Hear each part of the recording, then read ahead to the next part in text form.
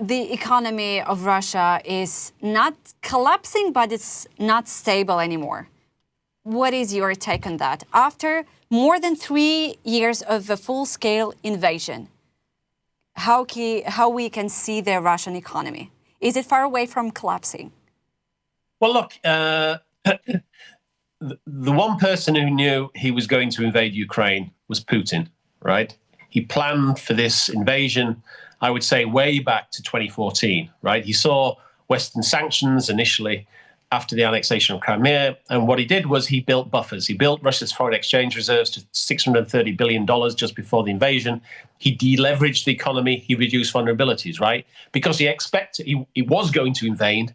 He expected Western sanctions, and he wanted the Russian economy to be durable. Secondly, I'd say Western sanctions have been too weak, too late, too well telegraphed. Russia's had lots of time to figure out ways to get around them. So, we've been too soft. So, the fact that Russia's been able to survive for 3.5 years is not a huge surprise. We could have done a lot more to hurt Russia, to reduce Russia's ability to wage war in Ukraine. I mean, in the end, it goes back to the same conversation we had about frozen Russian assets. Essentially, there's been a lack of leadership from Western politicians. Sanctions, they're not a silver bullet. They are complicated. Typically the sanctions hurt the country you're sanctioning, but they also hurt you. There is a price to be paid for imposing sanctions, especially in an interconnected world, a globalized world, right? And I think what we've learned is that Western countries have not been willing to pay a price for damaging the Russian economy. They've not been willing to have a cost imposed on themselves. And actually, in the end, if you think about it, the message there is they haven't thought that the threat to them from Russia is sufficient enough to make imposing aggressive sanctions that hurt themselves. In that basic calculation, I think they essentially have miscalculated the risks and threat from Russia, right? If they were serious about the threat from Russia, they would do whatever it takes to impose aggressive enough sanctions to significantly hurt the Russian economy, right? So, that's where we are, unfortunately.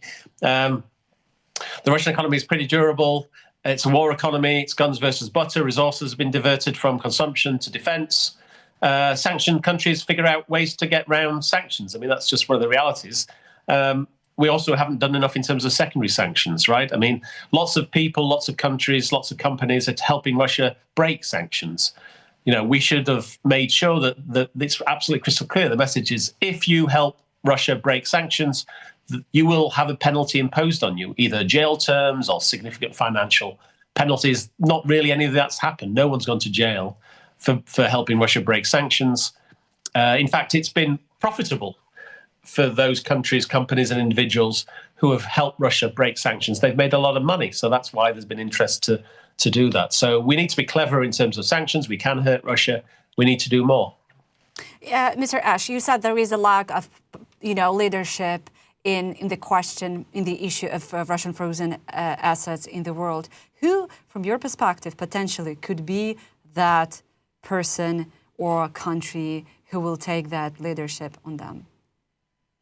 Well, it just takes one of the G7 countries. In reality, most of the immobilized Russian assets are in the European Union, right? 180 billion are in Belgium. Significant amounts are in France. Yes. I think about 50, 60 billion in France, about 20, 30 in the UK, about the same in the US. Ideally, it would be the European Union. In total. Okay. But I think if the Biden administration or the Trump administration had just said, you need to do this to Europe, Europe would do it, right? So, I think it needs one of the G7 countries to show some leadership, take the lead, show it can be done.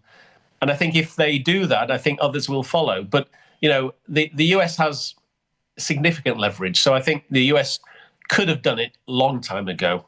Biden administration should have done it before it left office. It dithered. It wanted the Europeans to make the decision. It wanted to keep Western unity. I think what we've learned, again, from the sanctions regime is, by trying to maintain that Western unity, you end up with very slow decision-making. You end up with sanctions by the highest common denominator. what ends up happening is you have a very weak policy response. Yes, Mr. Ash, you're absolutely right. I mean, I read more and more from experts and economists that sanctions doesn't work and they do not hurt Russia. If they were imposed, I've heard the idea, if they were imposed like 10 or 20 years ago, they would potentially have another impact on Russia, but not now. And I was thinking, do wars really end through economic pressure? Or as history often shows, do they end because one side becomes too weak on the battlefield? Well, initially, I think Western sanctions were imposed on Russia because of the annexation of Crimea. The West wanted to send a signal to Russia, don't do this, get out of Crimea, get out of Donbass. After the full-scale invasion, again, it was retreat, pull out of Ukraine.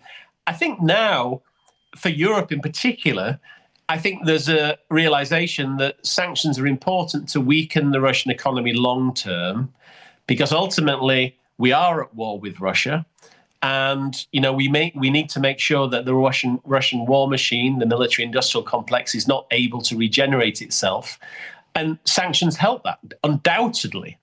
Sanctions help weaken the Russian economy. They need to be maintained in place and tightened so that, in this battle of military-industrial complexes, Europe wins and Russia doesn't win, right? So you're right. I mean, in the end, victories in long wars are about resource mobilization and allocation, right?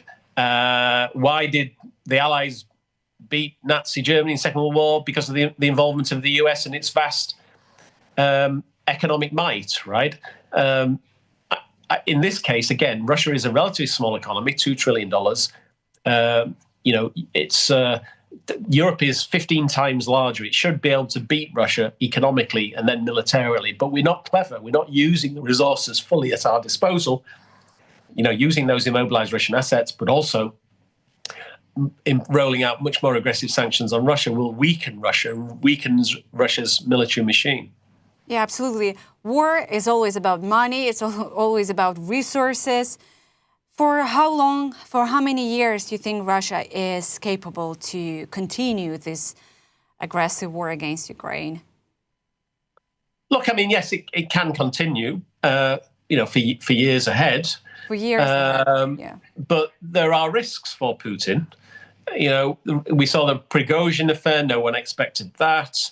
The longer the war goes on, the more casualties, the more economic consequences. Putin, can not be assured that there would not be something internally, an internal coup against him. I'm not saying it's inevitable, it's going to happen next week, but it's a risk factor for him.